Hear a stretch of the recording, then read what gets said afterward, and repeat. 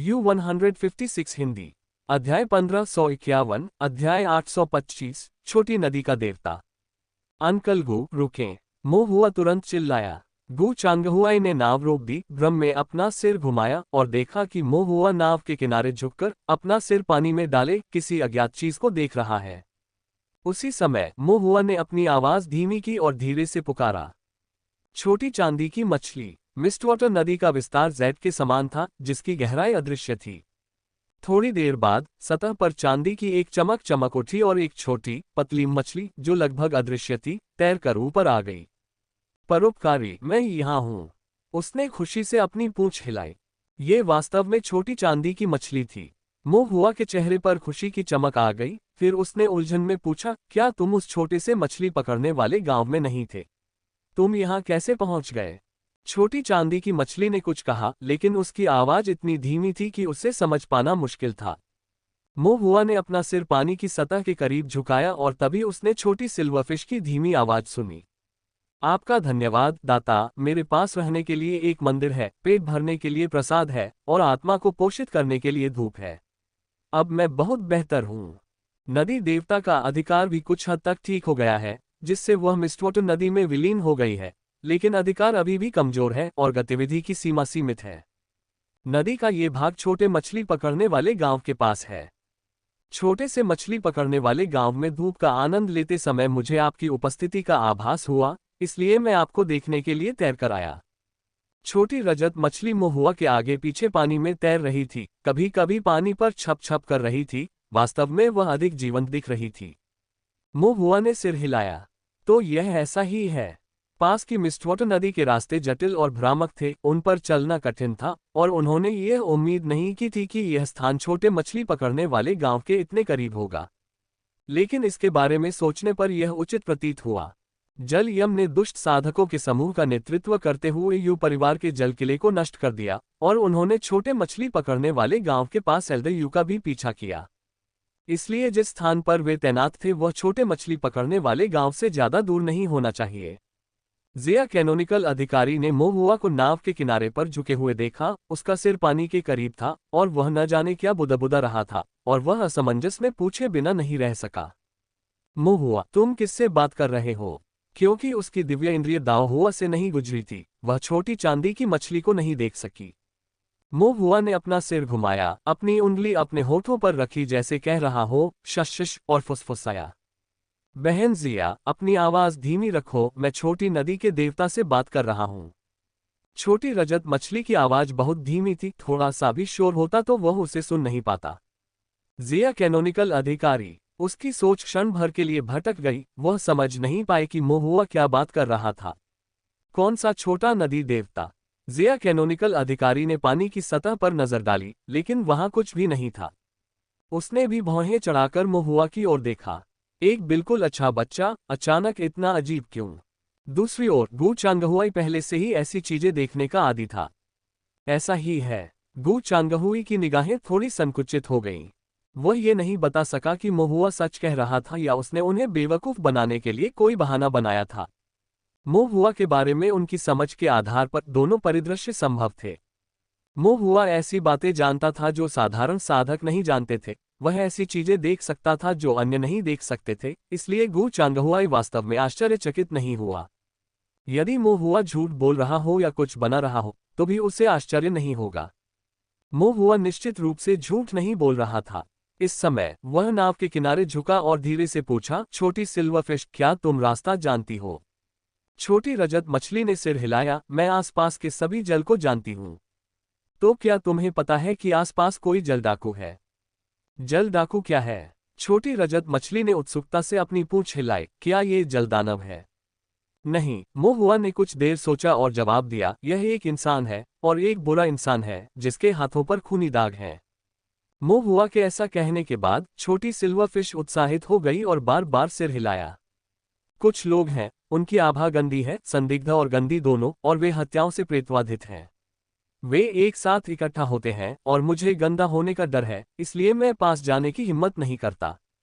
मोहुआ की आंखें चमक उठी, मुझे वहां ले चलो, मैं उनके पापों को धोने में मदद करूंगा।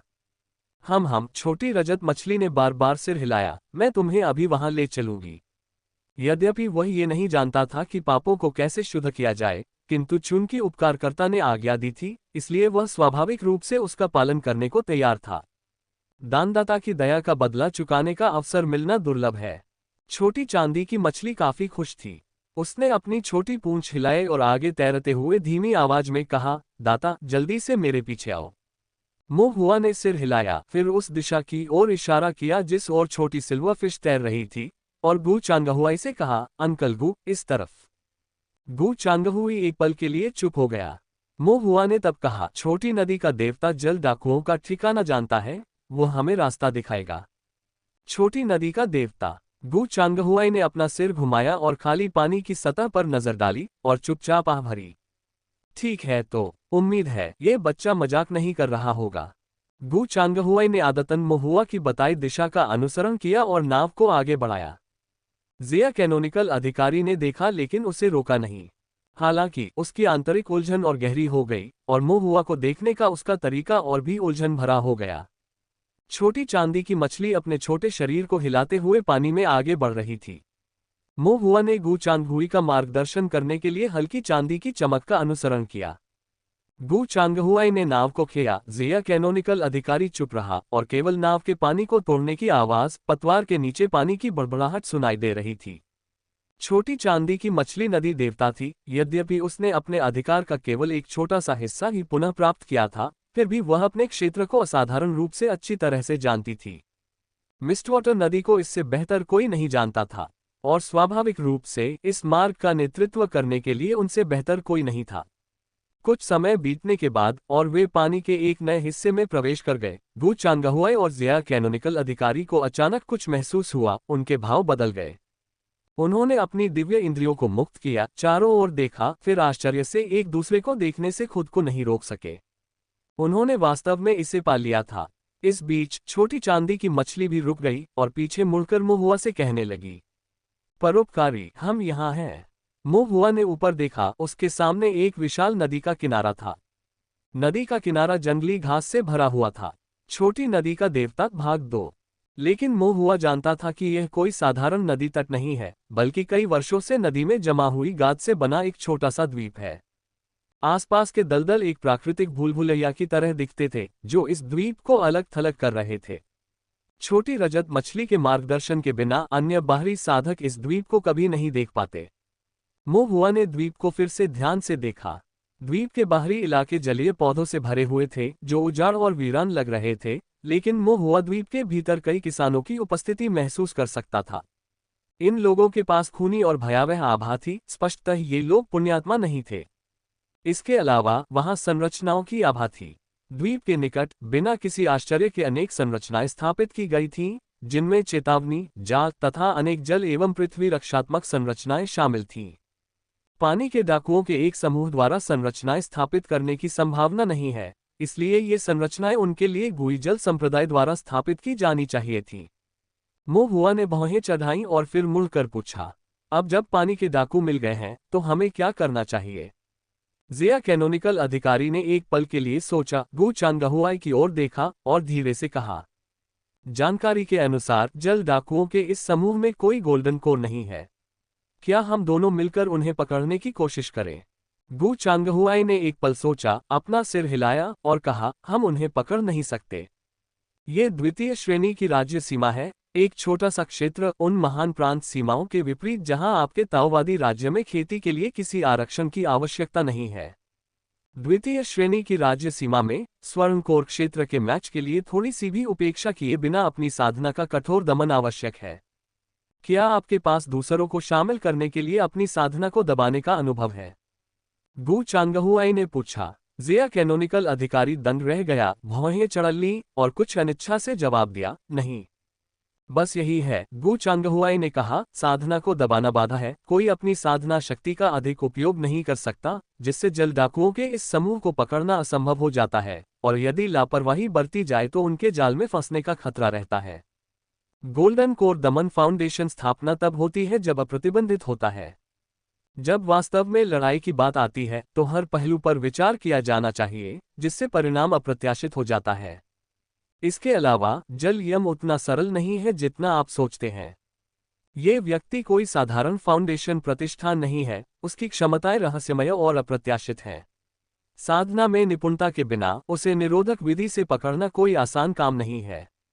गु चांगहुआई ने अपनी बात खत्म करने के बाद द्वीप की ओर इशारा करते हुए कहा, इसके अलावा ये द्वीप पानी से घिरा हुआ है। अगर इन जल डाकुओं को हरा दिया जाए तो वे पानी में भाग सकते हैं। चूंकि हम दोनों में से कोई भी जल प्रकृति कौशल का अभ्यास नहीं करता, तो हम उन्हें कैसे पकड़ सकते हैं? यह उनका अड्डा है। अगर सही योजना बनाई जाए तो पानी के डाकुओं के इन सभी समूहों को एक साथ पकड़ने का यह एक शानदार मौका है। इसके विपरीत लापरवाही से काम करने से निस्संदेह यह मौका हाथ से निकल जाएगा। अवसर खोना आसान है, लेकिन उसे दोबारा पाना आसमान छूने जितना कठिन हो सकता है। गु चांगहुआई की अभिव्यक्ति उदासीन थी और उनका स्वर विनम्र नहीं था। इस बात को लेकर अनिश्चित कि क्या ये ज़िया कैनोनिकल अधिकारी को परेशान करने के लिए था। गु चांगहुआई, जो आमतौर पर ज्यादा नहीं बोलते थे, अचानक काफी बातूनी हो गए। ज़िया विहित अधिकारी का रंग वास्तव में ठंडा हो गया। हालांकि वह कुछ तर्क समझ गई थी, लेकिन ऐसे निम्न श्रेणी के राज्य क्षेत्र में मामलों को संभालने का बहुत कम अनुभव होने के कारण उसने तब तक इस बात पर ध्यान नहीं दिया जब तक कि गु चांगहुआई द्वारा स्पष्ट रूप से और परोक्ष रूप से उसका उपहास नहीं किया गया। ज़िया कैनोनिकल अधिकारी वास्तव में थोड़ा गुस्से में थी, लेकिन वह जल्द ही शांत हो गई। गु चांगहुआई को कुछ हद तक अमित्र नजर से देखते हुए लेकिन फिर ईमानदारी से कहा, तो फिर सुपरवाइजर गु के अनुसार हमें क्या करना चाहिए?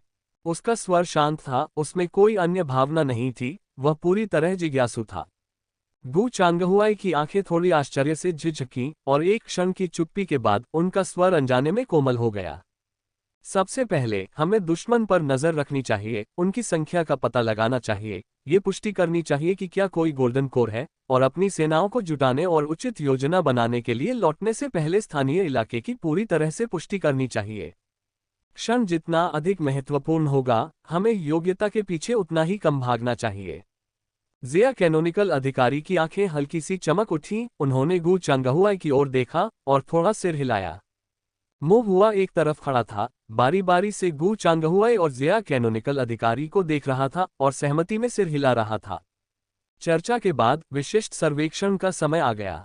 बहुत देर हो चुकी थी, शाम हो चुकी थी और आसमान धीरे धीरे काला होता जा रहा था। उन तीनों ने एक छोटी नाव ली और हरे भरे जलीय पौधों को आश्रय के रूप में इस्तेमाल करते हुए द्वीप का चक्कर लगाया। गु चांगहुआई और ज़िया कैनोनिकल अधिकारी गोल्डन कोर थे, जिनमें शक्तिशाली दिव्य इंद्रियां थीं। मुंह हुआ, हालांकि फाउंडेशन एस्टेब्लिशमेंट में था, उसे फाउंडेशन एस्टेब्लिशमेंट पीक के पास पहुंचते समय एक दिव्य अनुभूति हुई, जो गोल्डन कोर से केवल एक पैटर्न दूर था। हालांकि यह पैटर्न फिलहाल पहुंच से बाहर है, लेकिन इसकी तुलना गोल्डन कोर से की जाती है। फाउंडेशन स्थापना जल डाकुओं के इस समूह की तुलना में महुआ की दिव्य भावना स्वाभाविक रूप से बहुत आगे थी। इस प्रकार तीनों सावधान थे, लेकिन पकड़े जाने से डरते नहीं थे। द्वीप पर भी चौकियां कम संख्या में थीं, लेकिन दैवीय इंद्रियों में बड़े अंतर के कारण महुआ इन चौकियों को खोज सकता था, लेकिन ये चौकियां महुआ और अन्य लोगों का पता नहीं लगा सकती थीं। इसके अतिरिक्त छोटी चांदी की मछली उनका मार्गदर्शन कर रही थी। पानी में अलर्ट के रूप में स्थापित संरचनाओं की पहचान महुआ द्वारा की गई थी। इस प्रकार 1 घंटे से अधिक समय तक तीनों ने द्वीप पर मौजूद जल डाकुओं को भयभीत किए बिना अपनी टोह पूरी कर ली। तब तक रात हो चुकी थी। रात पानी में विलीन हो गई और आकाश तथा पानी दोनों काले हो गए, केवल कुछ तारे ही आकाश में टिमटिमा रहे थे। मूलतः शांत द्वीप अचानक शोर से जीवंत हो उठा। एक छोटी सी हरी आग प्रज्वलित हो गई। फिर चिल्लाने, हंसने और गाली गलौज की आवाजें आने लगीं और शोर द्वीप के अंदर से किनारे की ओर बढ़ता गया। उसके बाद नावों के पानी में प्रवेश करने की आवाज आई। पानी की आवाजें और ध्वनियां आपस में मिलकर काफी शोर पैदा कर रही थीं। अरे, आखिरकार रात हो ही गई। मुझे आश्चर्य है कि हम क्या लूट सकते हैं। कई दिनों से किसी को नहीं मारा, यहां तक कि मेरी तलवार भी जंग खा रही है। छोटी नदी का देवता भाग 3। मैं भी 1 महीने से किसी महिला के साथ नहीं रहा हूं, मैं भी जंग खा रहा हूं। भाड़ में जाओ, कोई शिष्टाचार नहीं। ... लोगों का एक समूह शोर मचाते हुए नाव पर चढ़ा और हरी भूतिया आग जलाते हुए रात में यक्षों के समान मिस्टवाटर नदी में गश्त लगाते हुए निकल पड़ा। गु चांगहुआई ने चुपचाप सिरों की गिनती की। जब जल डाकुओं का ये समूह दूर चला गया तो चारों ओर सन्नाटा छा गया। गु चांगहुआई ने कहा, जो लोग बाहर गए उनकी संख्या लगभग 200 से ज्यादा थी। जल डाकुओं की आदत के अनुसार वे आमतौर पर आधे को बाहर भेज देते हैं और आधे को छोड़ देते हैं। द्वीप पर शायद लगभग 200 जल डाकू बचे हैं। कुल मिलाकर लगभग 400 होंगे। वर्तमान में कोई गोल्डन कोर नहीं है। बेशक ये भी संभव है कि गोल्डन कोर द्वीप पर न हो।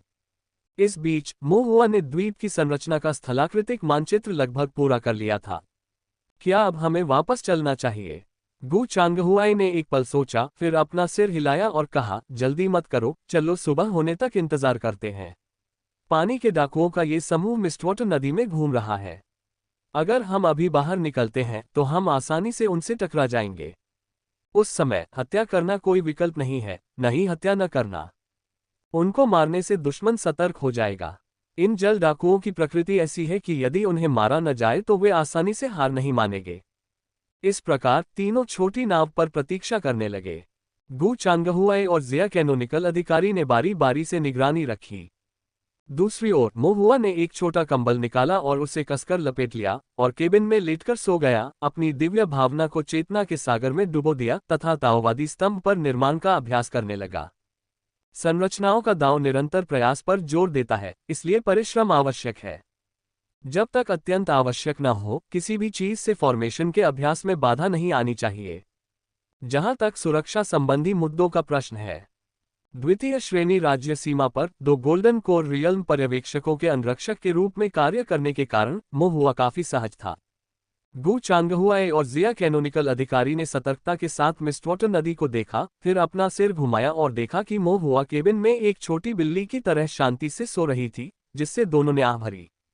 इस बच्चे का दिल सचमुच बहुत बड़ा है। ऐसी स्थिति में वह कैसे सो पाता है? दोनों ने एक क्षण के लिए चुपचाप मोहुआ को देखा, फिर एक साथ ऊपर देखा और एक दूसरे की आंखों में आंखें डालकर कुछ क्षण के लिए स्तब्ध रह गए, फिर बिना कुछ कहे चुपचाप दूसरी ओर देखने लगे। इस प्रकार मोहुआ ने पूरी रात फॉर्मेशन का अभ्यास किया। जैसे ही भोर हुई, मोहुआ ने अपनी आंखें खोली, छोटे कंबल को बड़े करीने से मोड़ा, उसे स्टोरेज बैग में रखा, फिर फलों की शराब का एक जग निकाला और झटकेदार शराब के 2 टुकड़े खाने लगा। खाना खाते समय उसने देखा कि 2 लोग उसे देख रहे हैं।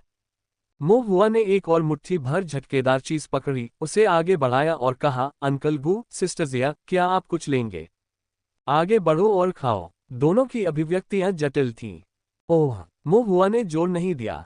जैसे ही उसने समय पर नाश्ता खत्म किया, भोर के साथ आसमान साफ हो गया था। दूर से पानी के डाकुओं के लौटने की आवाजें आ रही थीं। उनके चेहरों पर स्पष्ट उत्तेजना थी, उन पर खून लगा हुआ था। ये निश्चित नहीं था कि यह मानव रक्त था या जल राक्षस का रक्त।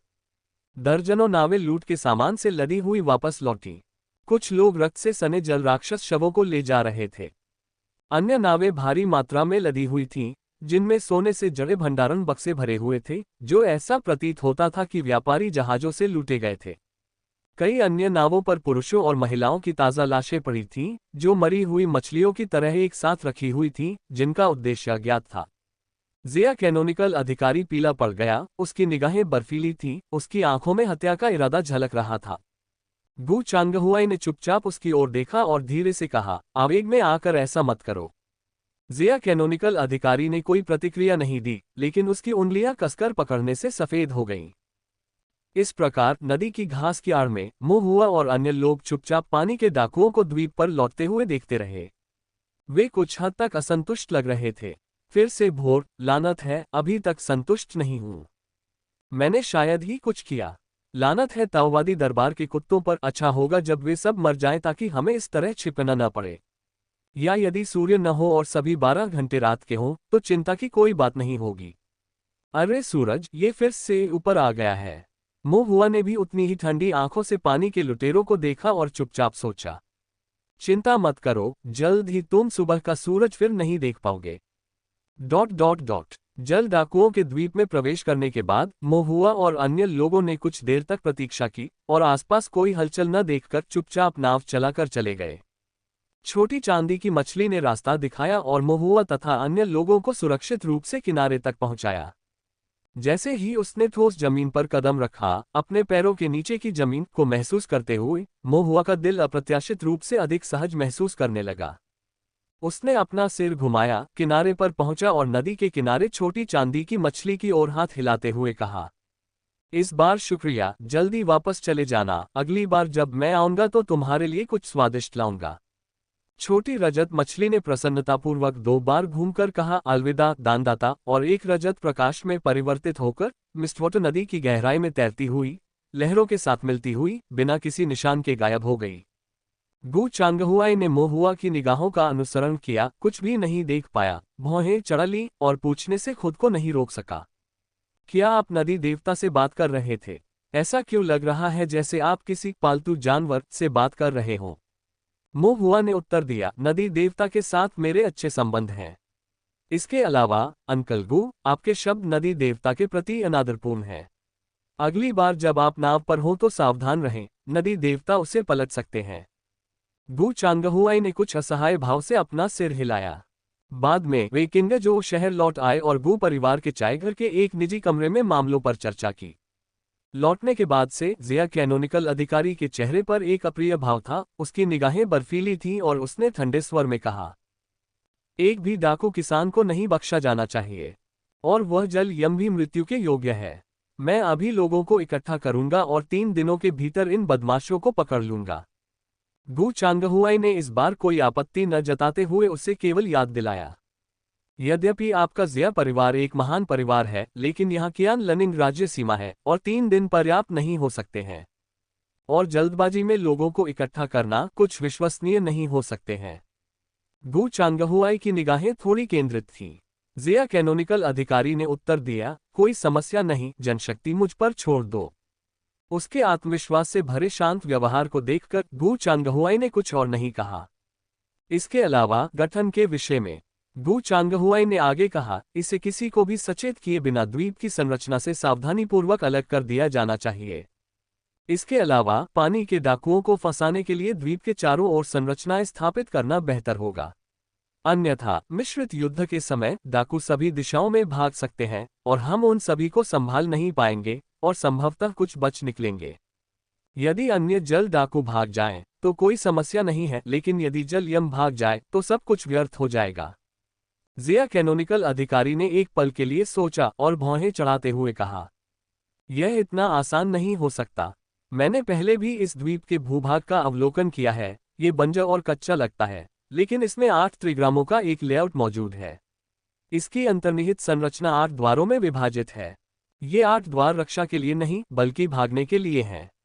जब तक जल डाकू द्वीप पर हैं, जब तक कि उन्हें पूरी तरह से अवरुद्ध न कर दिया जाए, उनके भागने के लिए हमेशा एक जीवन द्वार मौजूद रहेगा।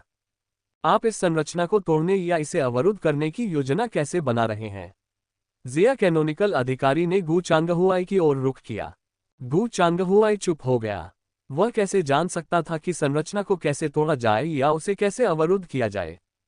ताओ साधना की उनकी ज्ञान प्रणाली संरचनाओं से लगभग अछूती थी।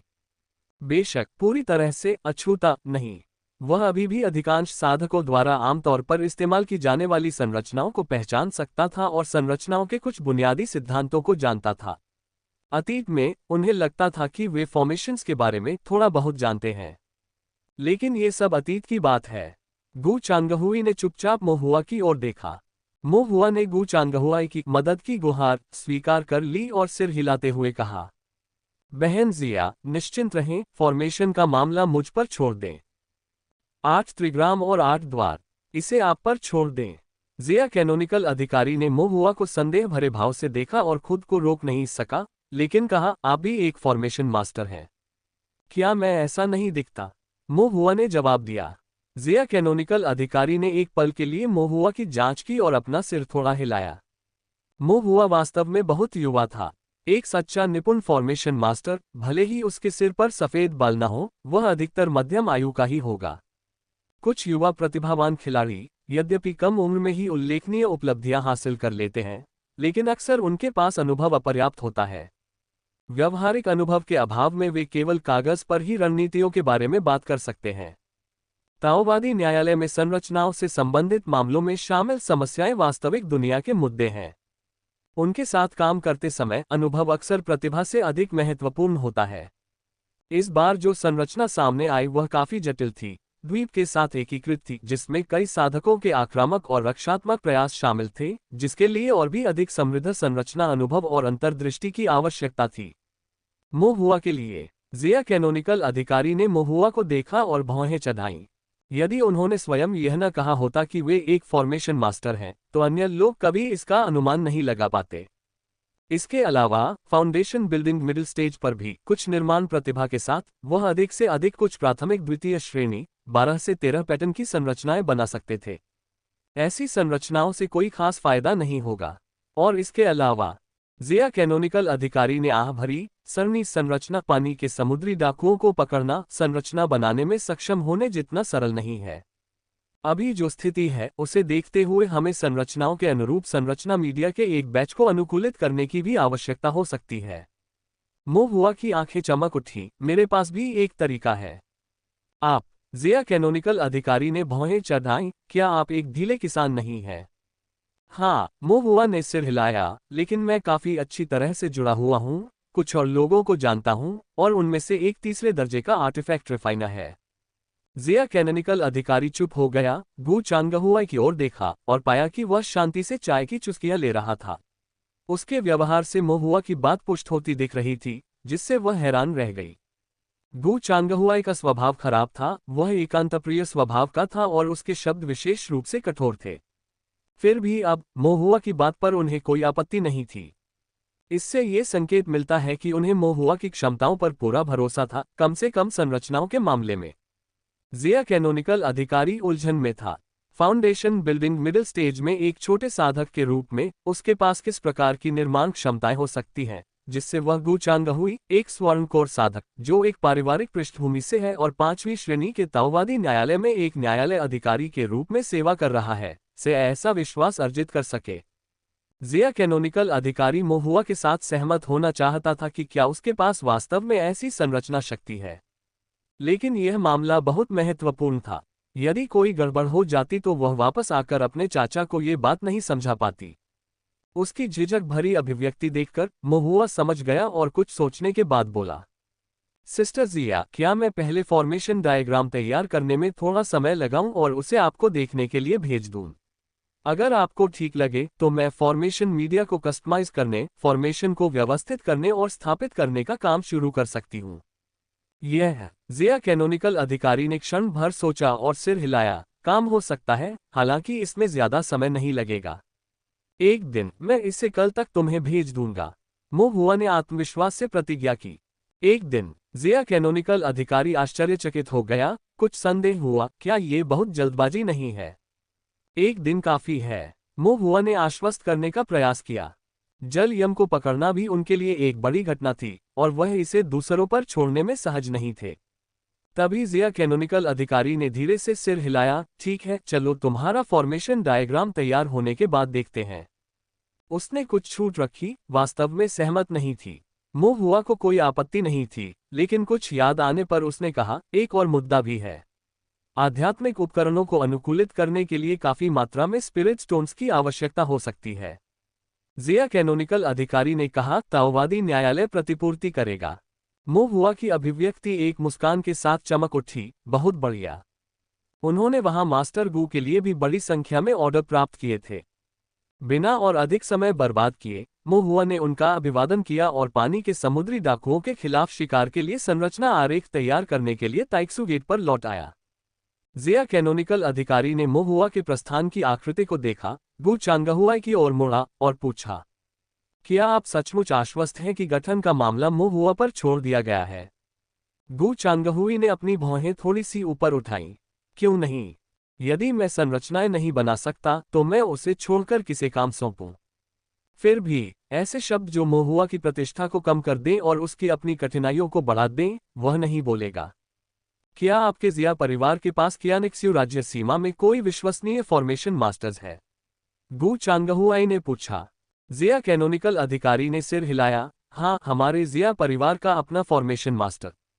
तीसरी कक्षा। जिया कैनोनिकल अधिकारी ने कहा, तीसरे दर्जे के एरे मास्टर को आमंत्रित करना आसान नहीं है और ऐसे मामलों के लिए दूसरे दर्जे का एरे मास्टर ही पर्याप्त है। यही मामला है, गू चांगहुआई ने स्पष्ट रूप से कहा। अगर यह केवल द्वितीय श्रेणी के एरे मास्टर की बात है तो आप सीधे मोहुआ के पास जा सकते हैं। अगर वह इसे हल नहीं कर सकता तो यह भी संभव नहीं है कि दूसरे भी इसे हल कर सकें। जिया कैनोनिकल अधिकारी क्षण भर के लिए स्तब्ध रह गया। बोलने के बाद गू चांगहुआई उठकर चले गए। जिया कैनोनिकल अधिकारी ने गू चांगहुआई को चुपचाप जाते हुए देखा, उसके चेहरे पर थोड़ा सा बदलाव था। उसने पहले यह मान लिया था कि मोहुआ गू चांगहुआई का वंशज या भतीजा है, और इस प्रकार अपने खराब स्वभाव के बावजूद गू चांगहुआई अभी भी सहनशील था। हालांकि ऐसा लग रहा था कि स्थिति बिल्कुल अलग थी। गू चांगहुआई संभवतः मोहुआ को बहुत सम्मान देता था, शायद उसे अपने बराबर का दर्जा भी देता था। ऐसा कहने के बावजूद उसके लिए जल डाकुओं के उन्मूलन के संकट को पूरी तरह से मोहुआ पर थोपना अभी भी असंभव था। वह एक छोटी सी साधक थी जिससे वह केवल कुछ ही बार मिली थी। वापस लौटने पर जिया कैनोनिकल अधिकारी ने जिया परिवार के कुछ द्वितीय श्रेणी एरे मास्टर्स से भी संपर्क किया। उन्होंने यह नहीं बताया कि क्या करने की जरूरत है, बस उन्हें पास के द्वीप के चारों ओर का निर्माण विधि मानचित्र दिखाया। फिर भी इससे पहले कि जिया परिवार के फॉर्मेशन मास्टर्स कोई सुराग बना पाते, मोहुआ ने पहले ही गू चांगहुआई के माध्यम से जिया कैनोनिकल अधिकारी को योजनाबद्ध फॉर्मेशन आरेख सौंप दिया था। जिया कैनोनिकल अधिकारी ने एक बार उस पर नजर डाली और उसकी पुतलियां सिकुड़ गईं। कक्षा के बाद मोहुआ के खाली समय का लाभ उठाते हुए उसने ताइजू शहर में एक बैठक की व्यवस्था की। मोहुआ ने अपने कुछ विचार उसे समझाए। वापस लौटने के बाद मैंने कुछ समय शोध में बिताया, इस बीच फॉर्मेशन क्लासिक्स की जांच की और अपने संप्रदाय प्रशिक्षक से पुष्टि की। द्वीप पर संरचना एक विशेष प्रकार की 8 त्रिग्राम 8 द्वार संरचना है। ये संरचना स्वर्ग के बाद की बागुआ स्थितियों का अनुसरण करती है, जिसमें ली सबसे ऊपर, कान सबसे नीचे, जेन बाईं ओर, दुई दाईं ओर, झुन और कुन कंधों के रूप में, जेन और कियान पैरों के रूप में है। प्रत्येक त्रिग्राम एक स्थिति से मेल खाता है और प्रत्येक स्थिति को एक संबंधित 8 त्रिग्राम सरणी के साथ सेट किया गया है, जबकि एक द्वार भी स्थापित किया गया है।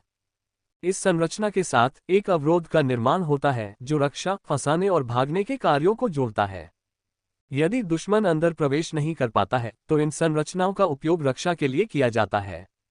यदि दुश्मन संरचना को तोड़ता है और आक्रमण करता है तो संरचना गतिशील हो जाती है, स्थितियां भ्रमित हो जाती हैं, त्रिग्राम प्रवाहित होते हैं और वे दुश्मन को फंसाने के लिए संरचना के लेआउट का उपयोग करेंगे। भले ही यह अंततः दुश्मन को फंसाने में असमर्थ हो, लेकिन ये भागने का रास्ता प्रदान कर सकता है। संरचनाओं का ये समूह 8 द्वार छोड़ता है। 8 द्वार घूमते रहते हैं और जीवन द्वार लगातार बदलता रहता है। दूसरे शब्दों में यह 8 जीवन द्वारों के बराबर है, जो अराजकता के बीच से बच निकलने के लिए पर्याप्त है। इसलिए इस संरचना को तोड़ने के लिए 3 मुख्य बिंदु हैं। पहला, आक्रमण करने का रास्ता खोजें। दूसरा, फंसने से बचें। तीसरा, किसी को भी भागने से रोकने के लिए जीवन द्वार को अवरुद्ध करें। मोहुआ ने स्पष्ट और विस्तार से बात की। जिया कैनोनिकल अधिकारी ने कुछ विचलित होकर मोहुआ को देखा। वह कुछ संरचनाओं को भी समझती थी और गू चांगहुआई की तुलना में वह वास्तव में काफी मजबूत थी। वह सबसे आम द्वितीय श्रेणी मध्य चरण सारणी बना सकती थी। वह कुछ उच्च स्तरीय द्वितीय श्रेणी की कलाकृतियां भी बना सकती थी, लेकिन बहुत अधिक नहीं, और उसकी कलम की तकनीक भी कुछ हद तक खराब थी। लेकिन मोहुआ की बातें सुनकर उसे अचानक लगा कि दूसरी कक्षा की उसकी सीख व्यर्थ हो गई। ऐसी संरचनाओं को समझने के लिए द्वितीय श्रेणी की सरणियों का उच्च स्तर तक अभ्यास करना आवश्यक है, विशेष रूप से 8 त्रिग्राम संरचना सिद्धांत का गहन अध्ययन। अन्यथा जीवन द्वार के घूर्णन का अनुमान लगाने की बात तो दूर, यहाँ तक कि यह पहचानने में भी काफी प्रयास करना पड़ेगा कि कौन से 8 त्रिग्राम एरे मौजूद हैं। तभी जिया कैनोनिकल अधिकारी को विश्वास हुआ कि मोहुआ झूठ नहीं बोल रहा था, लेकिन साथ ही वह कुछ हद तक अविश्वासी भी थी। कियान लनिंग स्टेट बाउंड्री पर संप्रदाय शिष्यों का गठन स्तर इस ऊंचाई पर कब पहुंचा? ये स्तर ताओवादी अवस्था में भी एक दुर्लभ एरे दाव प्रतिभा माना जा सकता है।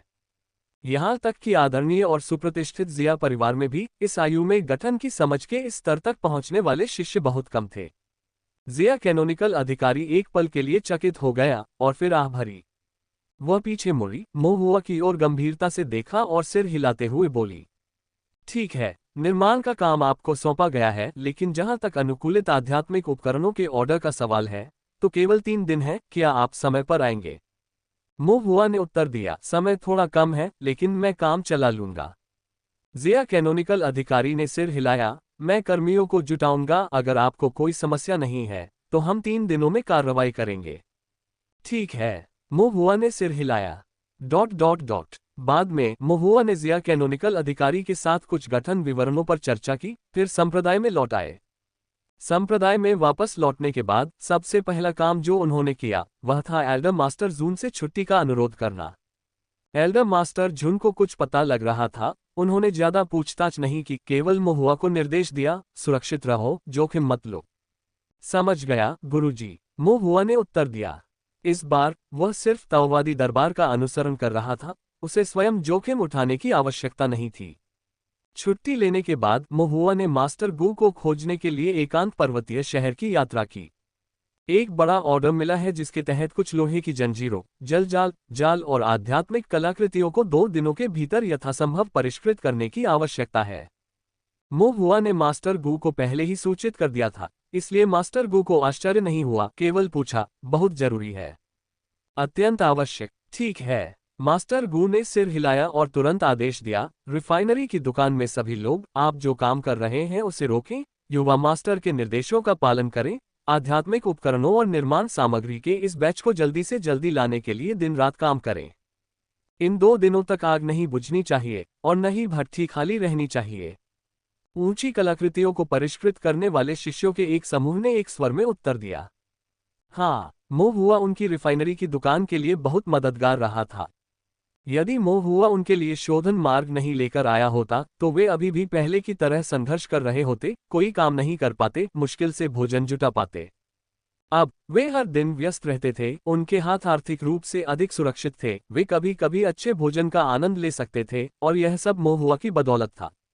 इसलिए मोहुआ की मदद की गुहार सुनकर सभी ने कड़ी मेहनत की। इसके अलावा यह एक बड़ा व्यापारिक सौदा भी था, इसे पूरा करने पर बहुत सारे स्पिरिट स्टोन अर्जित किए जा सकते थे। रिफाइनरी की दुकान में बहुत चहल पहल थी। सभी ने कार्यक्रम को शीघ्रता से पूरा किया, लगन से काम किया और 2 दिनों के भीतर निर्माण सामग्री और आध्यात्मिक उपकरणों के कुल 150 से अधिक सेटों को परिष्कृत किया गया। मोहुआ ने रात भर उन पर आकृतियां चित्रित की। क्योंकि ये निर्माण सामग्री और आध्यात्मिक उपकरण आकार में भिन्न थे, इसलिए उन पर उकेरी गई संरचनाएं भी आकार और श्रेणी में भिन्न थीं, इसलिए तकनीकी रूप से सभी 100 से अधिक को चित्रित करने की आवश्यकता नहीं थी। फिर भी यह 80 या 90 से कम नहीं था। मोहुआ ने पूरे दिन और रात लगातार चित्रकारी की, जब तक कि उसका सिर घूमने नहीं लगा, उसकी दिव्य इंद्रियां कई बार थकने के करीब नहीं पहुंच गईं और उसकी चेतना का सागर हल्का सा दर्द करने लगा। सौभाग्यवश अंततः उन्होंने इसे पूरा कर लिया। संरचनाओं को परिष्कृत करने के बाद मोहुआ ने ये सुनिश्चित करने के लिए उन्हें फिर से जांचा कि कोई गलती नहीं हुई है, फिर जिया कैनोनिकल अधिकारी को सूचित किया। जिया कैनोनिकल अधिकारी ने भी रिफाइनरी की दुकान पर पहुंचने पर उनका निरीक्षण किया, पाया कि निर्माण सामग्री उत्कृष्ट थी, निर्माण सटीक था, प्रत्येक स्ट्रोक पूरी तरह से एक समान था, जैसे कि एक सांचे के साथ उकेरा गया हो, जिससे वह आश्चर्यचकित रह गई। हालांकि वह कुछ उलझन में थी। आध्यात्मिक कलाकृतियों का एक सांचे में ढालकर परिष्कृत करने पर एक समान होना सामान्य बात है, लेकिन ये संरचनाएं एक एक करके एक समान कैसे हो सकती हैं? क्योंकि यह एक ही व्यक्ति द्वारा बनाया गया है। मोहुआ ने चुपचाप सोचा, लेकिन सही तौर पर उन्होंने कहा, शायद ऐसा इसलिए है क्योंकि ये पेंटिंग बनाने वाले सभी फॉर्मेशन मास्टर्स को एक ही मास्टर ने सिखाया था। अच्छा ऐसा है। यू 156.5 हिंदी अध्याय 826 8 त्रिग्राम 8 द्वार भाग 3। जिया कैनोनिकल अधिकारी ने सिर हिलाया। उसने कभी उम्मीद नहीं की थी कि ये आकृतियां मोहुआ द्वारा अकेले ही इतने कम समय में तैयार की गई होंगी। संरचनाएं और आध्यात्मिक कलाकृतियां सभी तैयार थीं और जिया कैनोनिकल अधिकारी के कर्मचारी भी इकट्ठे हो गए थे। सब कुछ तैयार था और 3 दिन बाद रात के अंधेरे में समूह मिस्टवाटर नदी की ओर रवाना हो गया। स्वाभाविक रूप से मोहुआ भी उसके पीछे पीछे चला। जिया कैनोनिकल अधिकारी मोहुआ को लाने के लिए अनिच्छुक था। इस बार हम नदी के डाकुओं के साथ मिश्रित लड़ाई में शामिल हो रहे हैं। ये काफी खतरनाक है, बेहतर होगा कि आप हमारा पीछा न करें। अगर मैं आपका अनुसरण नहीं करूंगा तो आपका मार्गदर्शन कौन करेगा? मोहुआ ने पूछा। यह जिया कैनोनिकल अधिकारी एक पल के लिए हिचकिचाया और फिर अनिश्चितता से पूछा, वह छोटी नदी का देवता, क्या ये हमारा मार्गदर्शन कर सकता है? आप इसे देख नहीं सकते, है ना? मोहुआ ने जवाब दिया, अगर आप इसे देख नहीं सकते तो यह आपका मार्गदर्शन कैसे करेगा? जिया कैनोनिकल अधिकारी ने कोई प्रतिक्रिया नहीं दी। यद्यपि उस समय उसे मार्ग मोटे तौर पर याद था, किंतु युद्ध निकट होने के कारण वह किसी भी प्रकार की चूक बर्दाश्त नहीं कर सकती थी तथा केवल अपनी स्मरण शक्ति पर निर्भर रहना बहुत विश्वसनीय नहीं था। ठीक है, आप आ सकते हैं, लेकिन अपनी सुरक्षा का ध्यान रखें, जिया कैनोनिकल अधिकारी ने समझौता किया। ठीक है बहन जिया, चिंता मत करो, मोहुआ ने उत्तर दिया। उन्होंने पूरी तैयारी कर ली थी, जब तक कोई अप्रत्याशित घटना न घट जाए, कोई समस्या नहीं होनी चाहिए। गू चांगहुआ, जो एक तरफ खड़े थे, उन्होंने भी कुछ नहीं कहा। मोहुआ के स्वभाव को जानते हुए उसे और मोहुआ को पुराने परिचित माना जाता था। एक बार जब ये लड़का कुछ करना चाहता है तो वह तब तक नहीं रुकता जब तक वह अपना लक्ष्य प्राप्त नहीं कर लेता, इसलिए उसे रोकने की कोशिश करने का कोई मतलब नहीं है। जहां तक मोहुआ की सुरक्षा का सवाल है, गू चांगहुआ को अभी भी अच्छी तरह याद है कि अग्निबुद्ध की मृत्यु कैसे हुई थी।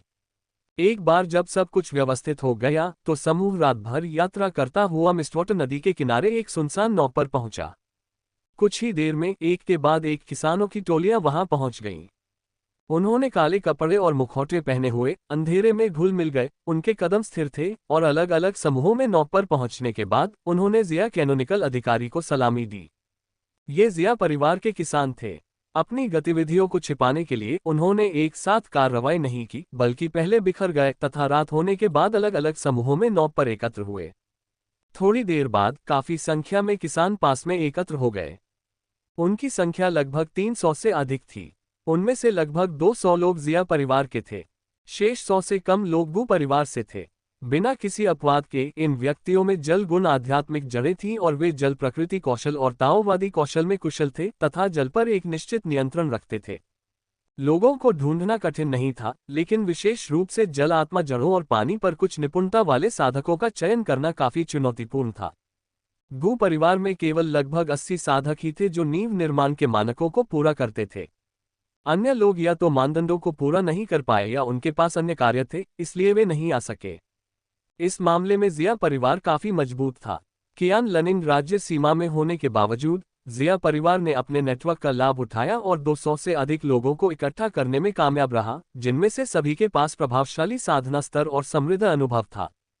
300 से अधिक पर्याप्त होगा, मोहुआ ने चुपचाप सोचा। हालांकि जिया कैनोनिकल अधिकारी उदासीन रहा, ऐसा प्रतीत हुआ कि वह अभी भी किसी चीज का इंतजार कर रहा था। मोहुआ हैरान था, बहन जिया, क्या और लोग आ रहे हैं? शुरुआत में जिया कैनोनिकल अधिकारी नहीं चाहती थी कि मोहुआ उससे बहन कहे, लेकिन अक्सर उससे ये सुनने के बाद वह इसकी आदी हो गई थी और अब उसे पते की परवाह नहीं थी। उसने सिर हिलाकर कहा, और लोग आ रहे हैं। मोहुआ ने भौहें चढ़ाईं, कुछ उलझन में। और कौन आएगा? लेकिन चूंकि जिया कैनोनिकल अधिकारी कुछ नहीं कह रहा था, वह केवल चुपचाप प्रतीक्षा कर सकता था, और थोड़ी देर बाद अंधेरे में छायाएं चली गईं और साधकों का एक और समूह आ गया। किसानों का ये समूह अपनी सांस रोककर रात में सीधे नौक की ओर यात्रा कर रहा था। जिया कैनोनिकल अधिकारी ने अपना धैर्य बनाए रखा, जाहिर है उसे इसकी उम्मीद थी। जब नेता नौक पर पहुंचा तो उसने अपना मुखौटा हटा दिया, अपना चेहरा दिखाया और जिया कैनोनिकल अधिकारी को झुककर कहा, नमस्कार जिया कैनोनिकल अधिकारी। ये व्यक्ति बहुत युवा था, फाउंडेशन स्थापना शिखर स्तर पर था। मोहुआ ने उसकी ओर देखा और अचानक अपनी आंखें चौड़ी कर लीं। ये व्यक्ति था जियो तियानक्वान, ताओवादी न्यायालय में कार्यरत जियो परिवार का प्रत्यक्ष वंशज स्वर्गीय गौरव, जिसे हाउलिंग सेलेस्टियल डॉग के नाम से जाना जाता है। मोहुआ के विचार क्षण भर के लिए उलझ गए। यह जियाओ तियानक्वान कैसे हो सकता है? क्या उसने जियाओ परिवार को धोखा दिया? नहीं, ऐसा नहीं है। मोहुआ ने शियाओ तियानक्वान के पीछे खड़े लोगों का निरीक्षण किया, उनके आचरण पर ध्यान दिया और उनकी हर गतिविधि में ताओवादी दरबार की विशिष्ट शैली झलक रही थी। ये सभी लोग जियो परिवार के प्रवर्तन नेता थे। मोहुआ की पलकें फड़कने लगी और वह गू चांगहुआई की ओर देखे बिना नहीं रह सका। गू चांगहुआई ने अपनी भौहें सिकोड़ ली, उसकी निगाहें भारी थीं, जाहिर है कि वह मोहुआ की तरह ही आश्चर्यचकित था कि ये सुदृढ़ीकरण जियाओ परिवार से थे। फिर भी जिया कैनोनिकल अधिकारी ने धीरे से सिर हिलाया और पूछा, क्या सभी लोग यहाँ हैं? जियो तियानक्वान ने सम्मानपूर्वक उत्तर दिया, कैनोनिकल अधिकारी को रिपोर्ट करते हुए, जियो परिवार के सभी 112 लोग उपस्थित हैं, आपके आदेश की प्रतीक्षा कर रहे हैं। अच्छा, जिया कैनोनिकल अधिकारी ने सिर हिलाया, आप सभी योजना जानते हैं। बाद में हम नावों पर सवार होकर मेरे पीछे मिस्टवाटर नदी की गहराई तक जाएंगे और नदी के डाकुओं को घेरकर उनका सफाया करेंगे और इस संकट को खत्म करेंगे। जियो तियानक्वान ने अपने हाथों को कप के आकार में करके कहा, समझ गया। फिर उसने अपना सिर उठाया, गु चांगहुआई पर एक तीखी नजर डाली, लेकिन कुछ नहीं कहा। इसके बजाय जियाओ परिवार के साधकों को आदेश देने के लिए मुड़ गया। गु चांगहुआई ने अपना चेहरा कठोर बनाए रखा और चुप रहा। इसके बाद सभी लोग नाव पर चढ़ गए। जिया परिवार के साधकों ने 30 से अधिक स्पिरिट नौकाएं पानी में डाल दी। फिर योजना के अनुसार सभी लोग विधिपूर्वक नावों पर चढ़ गए। जिया कैनोनिकल अधिकारी ने सबसे आगे वाली नाव पर नेतृत्व संभाला, उनके साथ गु चांगहुआई भी थी। मो हुआ को रास्ता दिखाने की जरूरत थी, इसलिए वह भी इस नाव पर था। जहां तक जियाओ तियानक्वान की बात है, जो जिया कैनोनिकल अधिकारी के समान ही नाव पर सवार होने के लिए उत्सुक लग रहा था। जिया कैनोनिकल अधिकारी एक पल के लिए हिचकिचाया, फिर कहा, जियो जिसी, क्या हम तुम्हें अपने लोगों का नेतृत्व करने के लिए कष्ट दे सकते हैं? जियो तियानक्वान ने समझदारी से सिर हिलाया, अपने हाथों को कप के आकार में बनाया और हाँ में उत्तर दिया, और फिर पीछे की नावों की ओर बढ़ गया। सभी लोगों के साथ 30 से अधिक स्पिरिट नौकाएं चुपचाप रात के अंधेरे में रवाना हो गईं। मो हुआ ने आगे बढ़कर नेतृत्व किया। अन्य सभी किसान भी उनके पीछे पीछे चले। रात शांत थी, पानी शांत था, केवल बहते पानी की धीमी ध्वनि ही आगे की यात्रा के साथ चल रही थी। इस सन्नाटे के बीच जब वे मध्य बिंदु पर पहुंचे तो गु चांगहुआई अंततः खुद को रोक नहीं सका और जिया कैनोनिकल अधिकारी से पूछा, जियाओ परिवार कैसा है? उसकी आवाज धीमी थी, उसमें भ्रम और जिज्ञासा का भाव था। मो हुआ ने तुरंत अपने कान खड़े कर लिए। जियाओ परिवार के बारे में क्या? जिया कैनोनिकल अधिकारी का स्वर शांत उदासीन था। गु चांगहुआई ने भौहें चढ़ाईं, क्या तुम सचमुच नहीं जानते? गुई जल संप्रदाय और शियाओ परिवार लंबे समय से एक साथ बंधे हुए थे, जैसे एक ही रस्सी पर टिड्डियां बंधी हो। जिया कैनोनिकल अधिकारी एक क्षण के लिए रुक गई, क्योंकि उसके पास स्पष्ट रूप से कुछ शब्द थे जो वह बोल नहीं पा रही थी। लेकिन गु चांगहुआई की स्पष्ट और प्रश्नवाचक आंखों में देखते हुए उसने कुछ देर तक विचार किया, अंततः धीरे से बोलने का विकल्प चुना। जियाओ परिवार पहले ही हमारे जिया परिवार में शामिल हो चुका है। ये पूरा मामला तब शुरू हुआ जब जियाओ परिवार ने गुई जल संप्रदाय के कई कुकृत्यों की गुप्त रूप से मेरे चाचा को सूचना दी, जिसके कारण ताओवादी न्यायालय ने गुई जल संप्रदाय की जांच की। गु चांगहुआई की आंखें कांप उठीं। मो हुआ, जो सामने से सब सुन रहा था, उसने भी तेजी से सांस ली। हे भगवान, जियो परिवार के इस तिल ने अपना मुंह मोड़ लिया। इससे पहले वे गुई जल संप्रदाय के साथ मीठी मीठी बातें कर रहे थे और उन्हें पीठ में छुरा घोंपने के लिए। रात्रि हत्या। गु चांगहुआई ने थोड़ा अप्रसन्न होकर ठंडे स्वर में कहा, क्या आपको डर नहीं है कि जियाओ परिवार के ये लोग जिया परिवार के साथ पक्ष लेते हुए गुई जल संप्रदाय के साथ गुप्त रूप से मिलीभगत कर रहे हैं और इस योजना को बर्बाद कर रहे हैं? जिया कैनोनिकल अधिकारी ने सिर हिलाते हुए शांति से उत्तर दिया, यह मेरे ऊपर नहीं है। अंकल गु जानते हैं कि वे क्या कर रहे हैं। चाचा। गु चांगहुआई की आंखें सिकुड़ गईं, क्या आप मास्टर जिया की बात कर रहे हैं? हाँ, जिया कैनोनिकल अधिकारी ने सिर हिलाया। इस बार जिया परिवार क्यानिक्स्यू राज्य सीमा पर आया है और सभी मामलों को पूरी तरह से चाचा द्वारा संभाला जाता है। गु चांगहुआई चुप रहा। एक पर्यवेक्षक के रूप में एक दाव कोर्ट इंस्पेक्टर को शामिल करते हुए वह केवल चुप रह सकता था। गु चांगहुआई ने अपना सिर घुमाया, अब वह जिया कैनोनिकल अधिकारी की ओर नहीं देख रहा था, बल्कि भौहें सिकुड़कर गहरे नदी के पानी को देख रहा था और कुछ सोच रहा था। जिया कैनोनिकल अधिकारी ने भी गु चांगहुआई को देखना बंद कर दिया।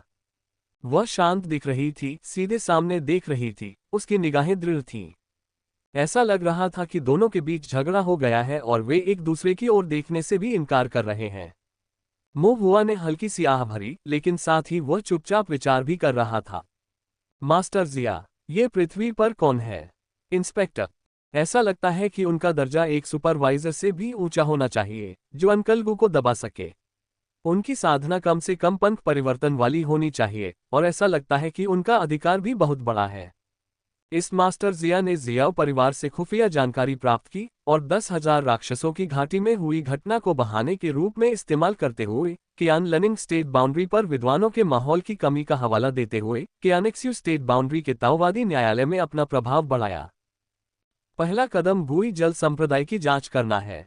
लेकिन गुई जल संप्रदाय की जांच का कारण क्या है? ताओवादी न्यायालय के प्रति वफादारी दिखाने के लिए, ताओवादी कानून को कायम रखने के लिए। मो हुआ ने अपना सिर हिलाया। और गुई जल संप्रदाय की जांच के बाद जिया परिवार, या यूं कहें कि यह मास्टर जिया, क्या करेगा? मोहुआ ने अपनी भौहें सिकोड़ ली, यह महसूस करते हुए कि स्थिति तेजी से अराजक होती जा रही है। हर कोई हस्तक्षेप करना चाहता है और कियानिक्स्यू राज्य सीमा गड़बड़ होने वाली है। बाद में धीरे धीरे इसके बारे में सोचना। फिलहाल तात्कालिक प्राथमिकता जल यम पर कब्जा करना है। शुरू में मोहुआ काफी आश्वस्त था, लेकिन जियो परिवार के शामिल होने से उसे एक अजीब सी बेचैनी महसूस हुई। चीजें दिन प्रतिदिन जटिल होती जा रही हैं। और क्या मास्टर जिया सचमुच जियाओ परिवार पर इतना भरोसा करते हैं? जल डाकुओं का खात्मा करने और जल यम को पकड़ने जैसे महत्वपूर्ण मामले में क्या वे सचमुच जियाओ परिवार को दखल देने देंगे? मोहुआ को इस बात पर विश्वास करना थोड़ा कठिन लगा। वह इसे समझ नहीं पाया, और इस क्षण उसे एल्डर मास्टर जून द्वारा पहले सिखाए गए शब्द याद आ गए। केवल अपने दृष्टिकोण से ही चीजों पर विचार न करें, अन्यथा आप अनिवार्य रूप से अदूरदर्शी होंगे और आपकी समझ सीमित होगी और आप अनजाने में ही फंस जाएंगे। किसी ऊंचे स्थान पर खड़े होकर ऊपर से नीचे देखना सीखें। अपने आप को एक पूर्वज के स्थान पर रखें और सोचें कि वे चीजों को किस प्रकार देखते हैं। अपने आप को पूर्वज समझो। भले ही मास्टर जिया पूर्वज नहीं है, फिर भी वे एक उच्च पद पर हैं और स्वाभाविक रूप से मामलों को ऊपर से नीचे के दृष्टिकोण से देखते हैं। मोहुआ ने एक क्षण के लिए स्वयं को उनके स्थान पर रखकर सोचा। जल यम उसके लिए महत्वपूर्ण है, लेकिन मास्टर जिया के स्तर के साधक के लिए शायद ये बात कोई मायने भी नहीं रखती। जल यम तो उसके मोहरों में से एक मात्र है। यहां तक कि जियो परिवार और गुई जल संप्रदाय भी उसके मोहरे हैं। इस बार उसने एक बाघ को एक भेड़िए को निगलने के लिए प्रेरित किया, जिससे जियो परिवार को जल यम मोहरे का उपभोग करने का मौका मिला। साथ ही इसका उपयोग गुई जल संप्रदाय पर नियंत्रण पाने के लिए भी किया, और शायद जियो परिवार का परीक्षण। यदि जियो परिवार आज्ञाकारी रूप से जल डाकुओं को मार देता है और जल यम को पकड़ लेता है, तो यह दिखाएगा कि उनकी निष्ठा सच्ची है। यदि जियो परिवार पर्दे के पीछे से कोई योजना बना रहा है, तो इससे उनके छिपे हुए इरादे उजागर हो जाएंगे। यदि जियाओ परिवार वास्तव में गुप्त उद्देश्यों को पूरा करता है, आदेशों के विरुद्ध कार्य करते हुए अनुपालन का दिखावा करता है, तो एक बार जब मास्टर जिया गुई जल संप्रदाय से निपटना समाप्त कर लेता है, तो वह अपना हाथ बदल सकता है और जियाओ परिवार की देखभाल भी कर सकता है। एक बाघ को भेड़िए को निगलने के लिए प्रेरित करना और फिर बाघ और भेड़िए दोनों को मार डालना। मोहुआ ने जितना अधिक इसके बारे में सोचा, उतना ही यह समझ में आया, और वह खुद को बुदबुदाने से नहीं रोक सका। ये लोग, इतनी सारी योजनाएं और इतने गंदे दिमाग। अल्पविराम। रात्रि के आकाश में नदी का पानी मटमैला था और बेड़ा आगे बढ़ता रहा। मोहुआ जहाज के अगले हिस्से पर बैठा दिशा बता रहा था, और धनुष पर एक चांदी की रेखा पानी में स्वतंत्र रूप से तैर रही थी। ये छोटी चांदी की मछली थी। इसने खुशी खुशी मोहुआ का मार्ग प्रशस्त किया, हालांकि कोई और इसे नहीं देख सका। विस्तृत नदी क्षेत्र को पार करने के बाद वे प्राकृतिक दलदल भूल-भुलैया पर पहुंचे, जहां जलमार्ग संकरे हो गए थे। कीचड़ जमा हो गया था, जिससे जहाजों के लिए आगे बढ़ना मुश्किल हो गया था। जिया कैनोनिकल अधिकारी ने सभी जहाजों को आदेश दिया कि वे अपने पिछले हिस्से को आगे की ओर से जोड़ते हुए एक लंबी सांप जैसी रेखा बनाएं और भूल-भुलैया से आगे बढ़ें, ताकि वे खो न जाएं या कीचड़ में न फंस जाएं। एक अज्ञात अवधि के बाद वे द्वीप के सामने पहुंचे। मोहुआ ने ऊपर देखा। चांद ठंडा था और हवा तेज थी। रात गहरी थी। छोटा द्वीप उस दिन की तरह शांत था, चुपचाप मिस्टवाटर नदी में दुबका हुआ एक निष्क्रिय जानवर की तरह। जिया कैनोनिकल अधिकारी ने अपना हाथ हिलाया, छुपाओ। सभी स्पिरिट बोट्स हल्के से कांपने लगे, जिससे एक हल्की सी गुनगुनाहट की ध्वनि निकलने लगी। एक हल्का सा पर्दा उठ गया, जिसने जहाज के शरीर को ढक लिया, उन्हें छिपा लिया। मोहुआ ये दृश्य देखकर अचंभित रह गया। छिपाव आत्मा नाव। ये 30 से अधिक जहाज वास्तव में छिपने की क्षमता वाली स्पिरिट बोट्स हैं। गुप्त आध्यात्मिक कलाकृतियां महंगी होती हैं, और बड़े आकार की आत्मा नौकाओं की तो बात ही छोड़ दीजिए। जिया परिवार निश्चित रूप से बहुत अमीर है। मोहुआ ने चुपचाप आह भरी। एक बार जब सभी जहाज छिप गए, तो वे छोटे द्वीप के चारों ओर जलीय घासों के बीच छिप गए। जिया कैनोनिकल अधिकारी ने कुछ प्रमुख प्रवर्तन नेताओं को इकट्ठा किया, फिर उन्हें अधिक विस्तृत घेराव योजना के बारे में बताया। ये छोटे द्वीप का निर्माण आरेख है, जो जिया कैनोनिकल अधिकारी ने मोहुआ की ओर देखा, धीरे से कहा, एक अत्यधिक कुशल फॉर्मेशन मास्टर जिसने व्यक्तिगत रूप से इसकी जांच की और इसे डिजाइन किया। संरचना आरेख पर द्वीप की संरचनाओं का लेआउट खींचा गया है, जिसमें 8 त्रिग्राम 8 द्वारों की स्थिति अंकित है। लगभग रात 10 बजे हम कार्रवाई करेंगे। इस समय पानी के डाकू लूटपाट करने निकलेंगे, गांव के द्वार खुले होंगे और हम उन्हें जाते हुए बीच रास्ते में ही रोक लेंगे। पहले एक समूह को मार डालेंगे, फिर द्वार तोड़कर अंदर घुस जाएंगे। एक बार अंदर जाने पर यह महत्वपूर्ण हो जाता है। पानी के डाकू गांव से बाहर निकलने के लिए जिस दरवाजे का इस्तेमाल करते हैं वह कान गेट है। अगर योजना सुचारू रूप से चलती है तो कान गेट से टकराने का हमारा समय दोपहर 1 बजे होगा। दोपहर 1 बजे के बाद जब हम द्वीप पर पहुंचेंगे तो जल डाकू निश्चित रूप से संरचना को सक्रिय कर देंगे। फिर लगभग हर घंटे संरचना के भीतर 8 द्वार एक बार घूमेंगे। 8 गेट्स की स्थिति का प्रवाह इस प्रकार है। आप सभी जो टीमों का नेतृत्व कर रहे हैं इसे अच्छी तरह याद रखें। अन्य द्वारों की चिंता मत करो, केवल डू गेट, जिन गेट, 2 स्तरीय द्वार और काई गेट, शियू गेट और शेंग गेट 3 शुभ द्वारों, विशेष रूप से शेंग गेट को अवरुद्ध करो ताकि जल डाकुओं को भागने से रोका जा सके। निस्संदेह केवल मानवशक्ति पर निर्भर रहने से काम नहीं चलेगा।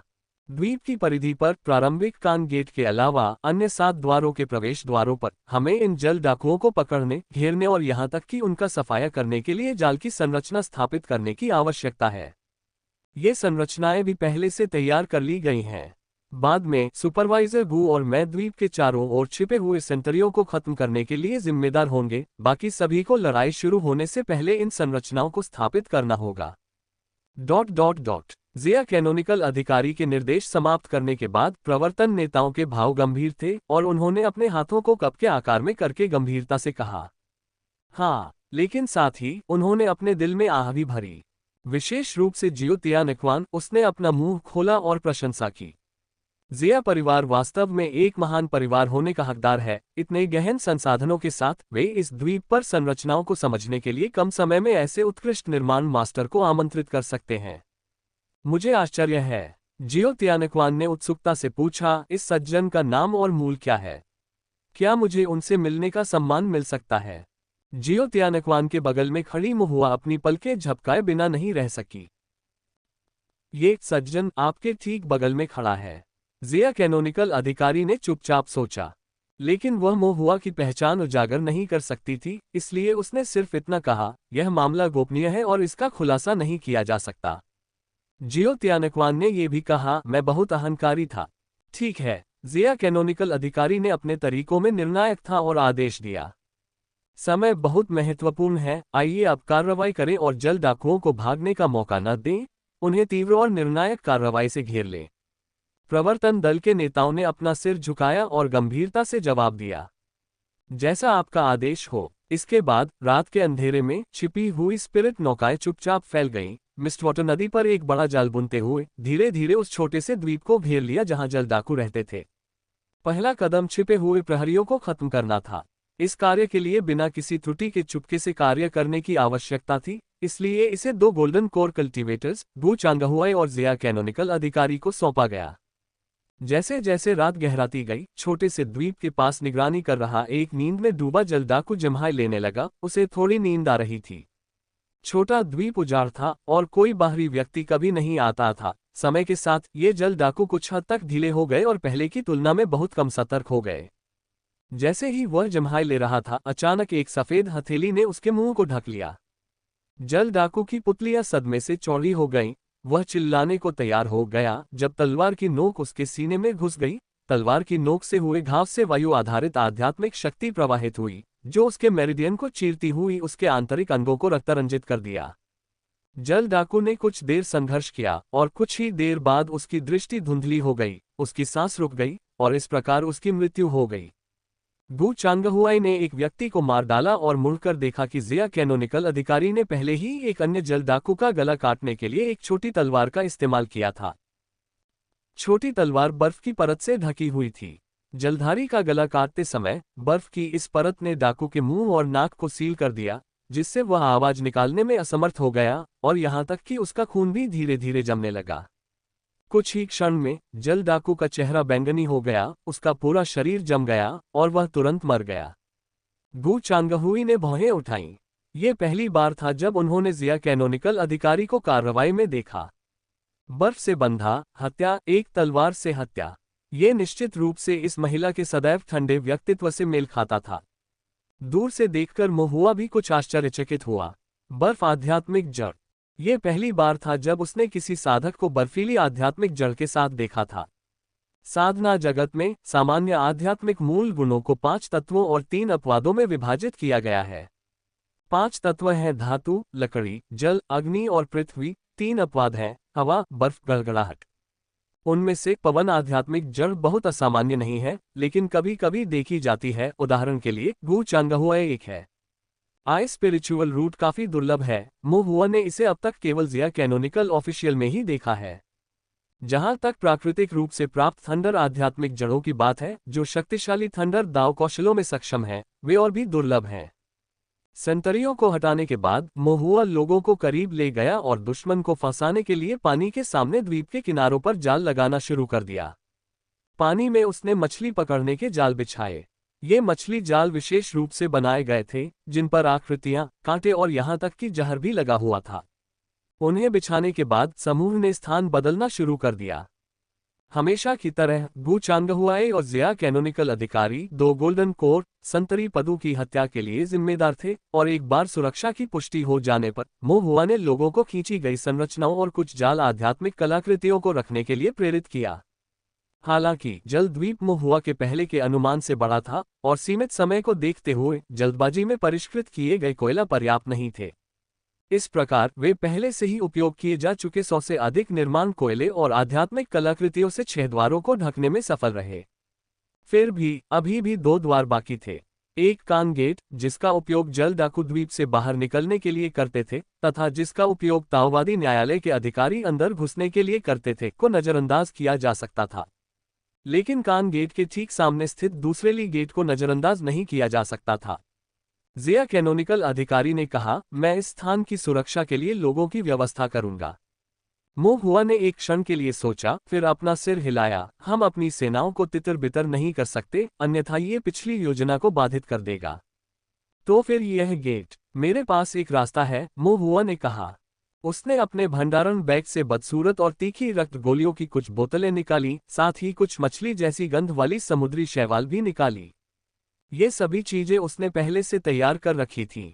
ये गोलियां राक्षस जानवरों के आंतरिक अंगों से बनाई जाती हैं, इसलिए इनमें तीव्र गंध होती है जिससे साधक बचते हैं, लेकिन राक्षस जानवरों को ये बहुत पसंद आती है। इस समुद्री शैवाल को, जिसे छोटे मछली पकड़ने वाले गांव के मछली पालक मछली गंध वाले समुद्री शैवाल कहते हैं, जल राक्षसों को आकर्षित करने के लिए भी प्रयोग किया जाता है। यदि जाल पर्याप्त नहीं है तो हम इसकी पूर्ति जल राक्षसों से कर देंगे। इन रक्त की गोलियों और मछली की गंध वाले समुद्री शैवाल को ली गेट पर चारा के रूप में फेंको, जिससे आसपास के जल राक्षस आकर्षित हो जाएं। इस प्रकार ये ली गेट एक कृत्रिम मृत्यु का द्वार बन जाएगा। यदि जल डाकू द्वीप से भागने और यहां से पानी में कूदने की कोशिश करेंगे तो उन्हें जल राक्षसों का एक समूह उनका इंतजार करते हुए मिलेगा। रात्रि हत्या भाग 3। उनकी तैराकी कुशलता उत्कृष्ट है, लेकिन जल दानवों के समूह के सामने उनकी कोई संभावना नहीं है। एक बार वे पानी में उतर गए तो वे बर्बाद हो जाएंगे। जल लुटेरों का ये समूह मर तो सकता है, लेकिन बच नहीं सकता। जिया कैनोनिकल अधिकारी एक पल के लिए रुका, फिर मोहुआ को गहराई से देखा, सिर हिलाया और कहा, ठीक है। वह अपने हृदय में आह भरने से स्वयं को रोक नहीं सकी। ये युवा लड़का सचमुच बहुत चतुर है। इतने कम समय में वह कोई न कोई तरीका निकाल ही लेता। हालांकि यह थोड़ा खतरनाक जरूर है, लेकिन दुष्ट जल लुटेरों के इस समूह से निपटने के लिए यह बिल्कुल सही है। दूसरी ओर गु चांगहुआए इससे अप्रभावित दिखे। वह जानता था कि मोहुआ ने इसकी योजना पहले ही बना ली होगी। यहां तक कि दूसरों को फंसाने और मारने के लिए राक्षस जानवरों का उपयोग करना, मोहुआ निश्चित रूप से पहली बार ऐसा नहीं कर रहा था। संभवतः पहले भी कोई उसके जाल में फंस चुका था। चर्चा समाप्त होने के बाद मोहुआ ने हुक पर चारा डालना शुरू कर दिया। उसने मछली जैसी गंध वाले शैवाल और राक्षस जानवरों की मदद से परिष्कृत रक्त की गोलियों को पानी में फेंक दिया। रक्त गोलियों की गंध अत्यंत अप्रिय थी।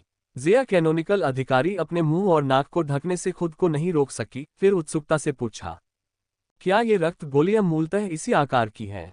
ये विकृत फलों की तरह इतनी बदसूरत क्यों दिखती हैं? नहीं, मोहुआ ने शांति से कहा, क्योंकि वे मेरे द्वारा परिष्कृत किए गए थे। उसकी कीमियागिरी कौशल वास्तव में खराब है।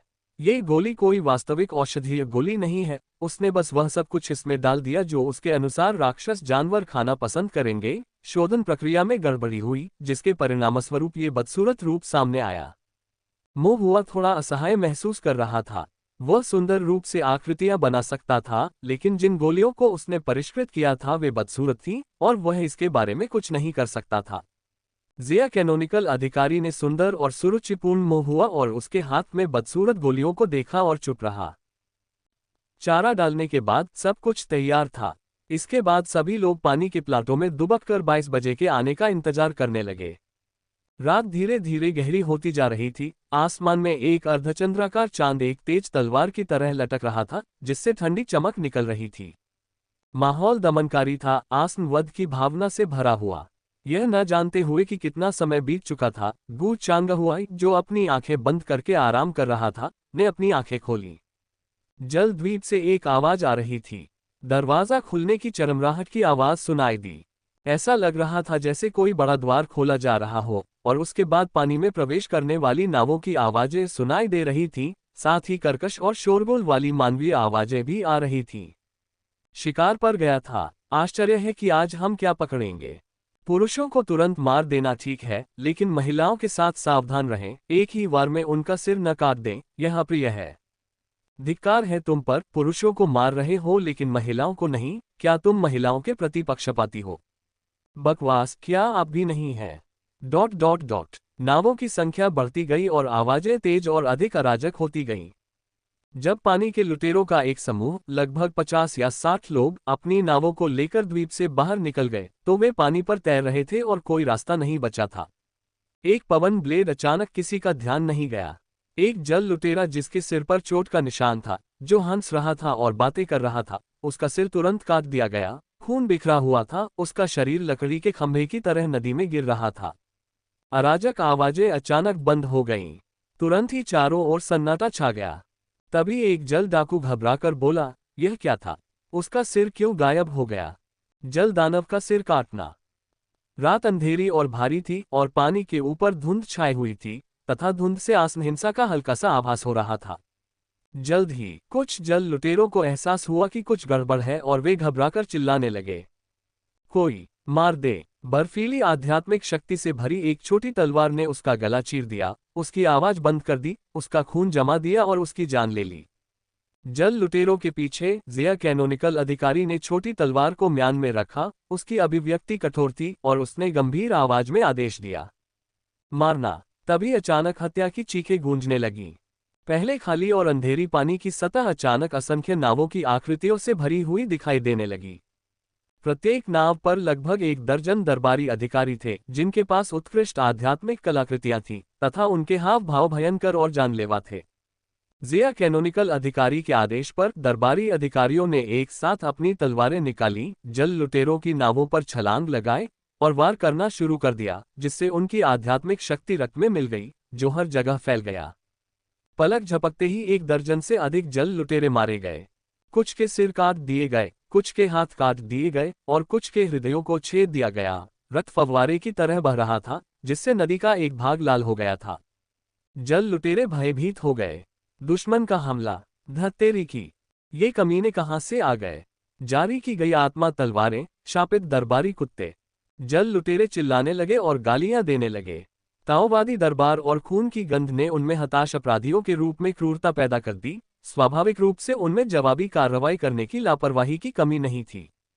जल लुटेरों ने भी अपनी तलवारें और चाकू निकाल लिए और रक्त रंग की दुष्ट कलाकृतियां निकाल ली, तथा ताओवादी दरबार के साथ युद्ध में उतर गए। लेकिन वे संख्या में कम थे, पानी की सतह पर फंस गए थे और अप्रत्याशित रूप से घात लगाकर हमला कर दिया गया, जो स्वाभाविक रूप से अच्छी तरह से तैयार दरबारी किसानों के लिए मुकाबला नहीं था। इसके अलावा गू चांगहुआई और जिया कैनोनिकल अधिकारी दोनों गोल्डन कोर साधक हमले का नेतृत्व कर रहे थे। जल लुटेरों को कदम दर कदम परास्त किया जा रहा था। एक के बाद एक वे मारे गए। अंततः कुछ जल लुटेरे भयभीत होकर जल द्वीप की ओर भागने लगे, लेकिन उनके पीछे अन्य जल लुटेरों ने उन्हें रोक लिया। जैसे जैसे वे आगे बढ़े और पीछे हटे, वे उलझते गए और दरबारियों ने एक एक करके उन्हें ढेर कर दिया। जल द्वीप के कान गेट पर एक बड़ा द्वार था। द्वार का निर्माण लकड़ी और पत्थर से किया गया था, जिस पर आकृतियां बनी हुई थीं। गेट के पीछे पानी लुटेरों का ठिकाना था।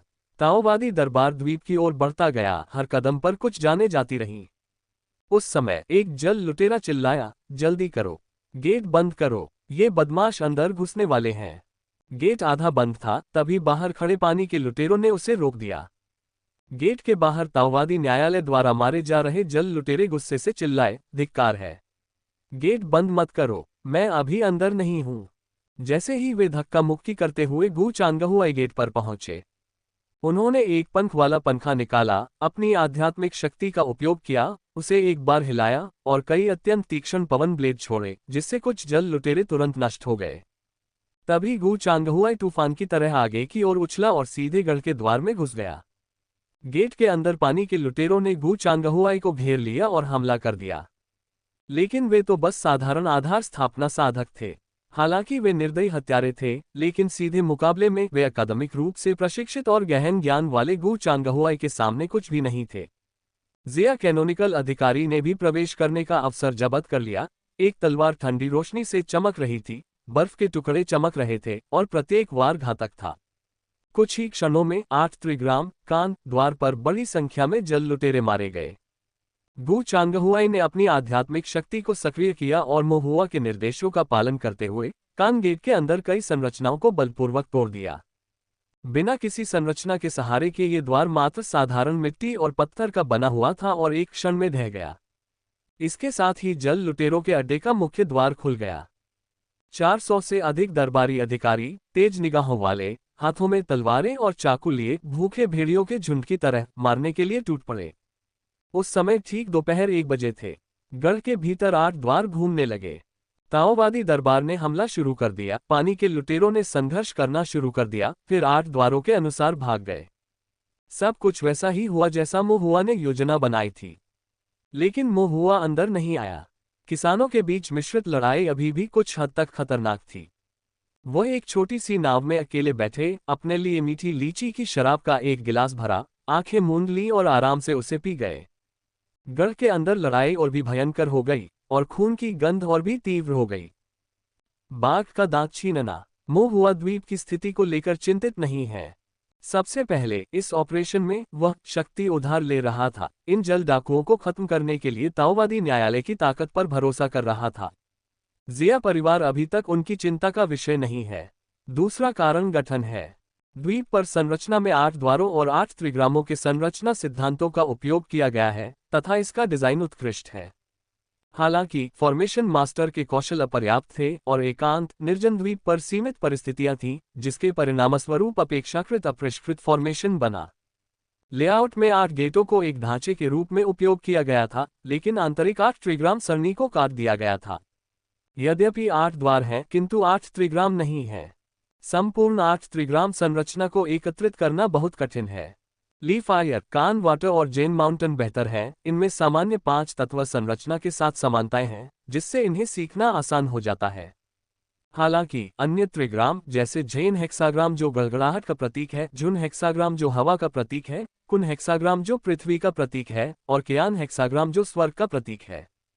इस प्रकार के 8 त्रिग्राम गठन 5 तत्वों के लेआउट से बहुत भिन्न है, जिनमें गहन रहस्यमय सिद्धांत और दुर्लभ गठन आरेख है और उनकी विरासत दुर्लभ है। कुछ सरल जून संरचना आरेखों के अलावा एल्डर मास्टर जून के पास भी जेन संरचना, कियान संरचना और कुन संरचना के लिए कोई संरचना आरेख नहीं थे। यहां तक कि मोहुआ भी ऐसा ही था। ताइक्सु गेट के भीतर अन्य शिष्यों की तो बात ही छोड़िए। इसी प्रकार जल डाकुओं के इस समूह में यहां तक कि गुई जल संप्रदाय के लोगों के पास भी द्वितीय श्रेणी का कोई गठन मास्टर नहीं होगा जो वास्तव में सभी 8 त्रिग्राम संरचनाओं में कुशल हो। और इस जल द्वीप पर 8 द्वार 8 त्रिग्राम संरचना स्वाभाविक रूप से अपूर्ण है। क्योंकि 8 त्रिग्राम पूरी तरह से इकट्ठे नहीं होते, इसलिए अधिकांश संरचनाएं संख्याओं को बनाने के लिए वास्तव में अन्य 5 तत्वों की संरचनाओं का उपयोग करती हैं। वास्तव में कुछ क्षेत्रों में तो स्थानापन्न संरचनाओं का भी अभाव है। ये निष्कर्ष मोहुआ ने स्वयं विचार करने और एल्डर झुन जिक्सियन से परामर्श करने के बाद निकाला था।